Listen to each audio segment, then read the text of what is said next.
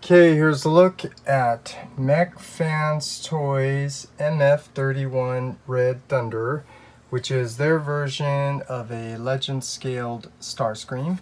So first, as always, let's take a look at the box. Here's the front of the box with what appears to be stolen artwork again, but I will say that I actually like this artwork because this is similar to my style with the high contrast and very sharp boxy edges.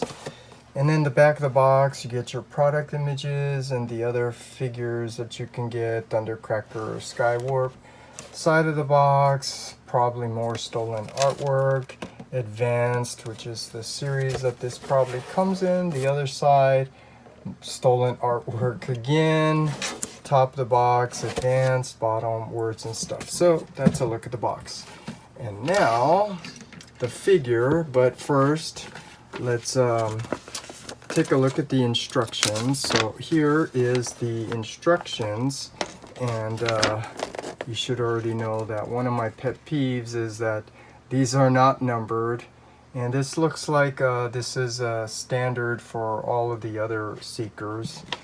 And then the back here you get some cautions and stuff. So that's a look at the instructions. Pretty plain and simple.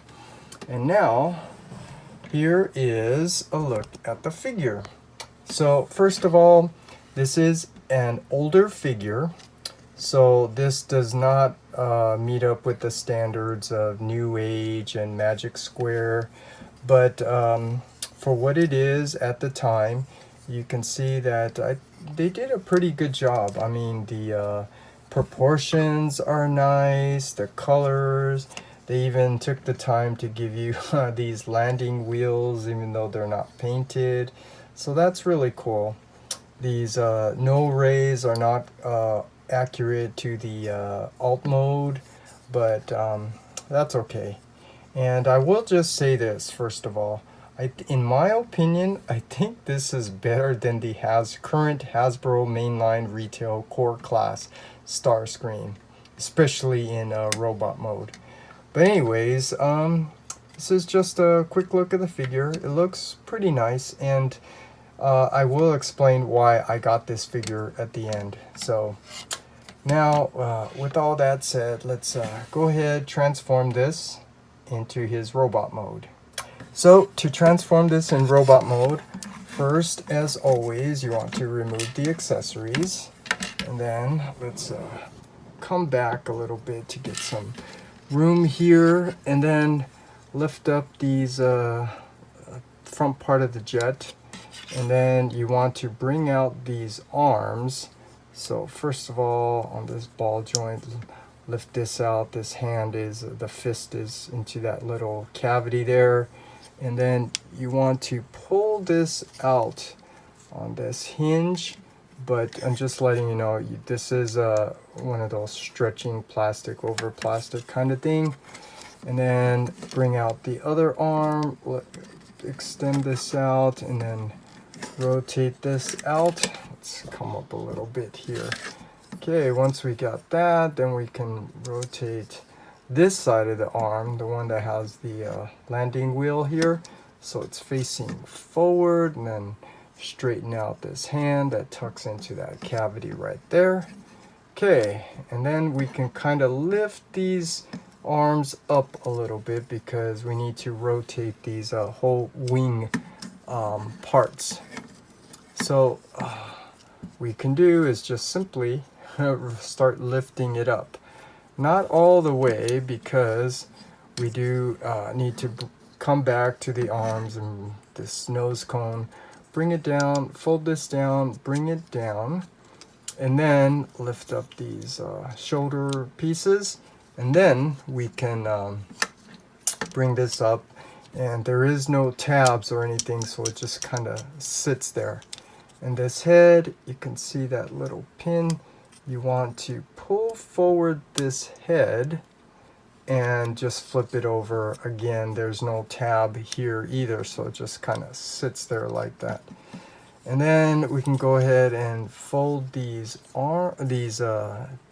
tail wings, bring them down, lift them up, and then push them down to fold them together. And this is what the back looks like. And then the last thing, the feet, you could split it in half and then bring down these feet. And then on this double hinge, you can bring down the top part of the leg. And if you didn't do it already, you could push in those landing wheels. And then the last thing, these things don't tab in, is his no raise. So you just peg these in to his shoulders, and now we have Starscream in his robot mold. Pretty quick, simple, easy, right? So now here's a look at Starscream in his alt mode, and I do want to point this out first. Just in case anyone's wondering. So, like I said, this is an older figure, so this does not meet up with the standards of like Magic Square. So here's Magic Square's version, or New Age. So here's New Age cartoon version. So he does have a little bit more gray to his color here. So here's just a look and comparison so you could see. Yeah, it looks okay. Again, for what this is, at the time, this is an older figure. I think this was pretty, pretty okay. No complaints, really. So here you can just get a look at the side view so you can see. And then even the back view. This one's kind of similar to Magic Square. And New Age obviously did a much better job with cleaning up the back.